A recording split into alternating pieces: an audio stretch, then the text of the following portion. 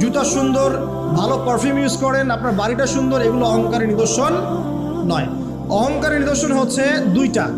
একটা হচ্ছে বাতারুল হাক্কি ওয়া গামতুন নাস, সত্যকে প্রত্যাখ্যান করা, অন্য মানুষকে তুচ্ছ তাচ্ছিল্য করা। এই দুটো হচ্ছে অহংকারের নিদর্শন। মনে কোনো প্রকার অহংকার রাখলে আল্লাহর নূর পাওয়া যাবে না। অনেক বড় বড় ডিগ্রি সার্টিফিকেট অর্জন করেও যদি মনের মধ্যে কিবার বা অহংকার থাকে, কোশ্চিন কালেও আপনি খিদির হতে পারবেন। আমি কথা বোঝাতে পারছি? ইবলিসের অনেক বড় মাকাম ছিল, কিরকম? তাকে আল্লাহ পাক একদম ফেরেশতাদের সর্দার বানিয়ে দিয়েছে। তার প্রচুর জ্ঞান ছিল, প্রচুর আবেদ ছিল, প্রচুর ইবাদত করত। শুধুমাত্র কিবার অহংকারের কারণে সে আজকে জাহান্নামী। আবা ওয়াস্তাকবার, সে উদ্ধত হয়েছিল, অহংকার প্রদর্শন করেছিল, তাই নয় কি?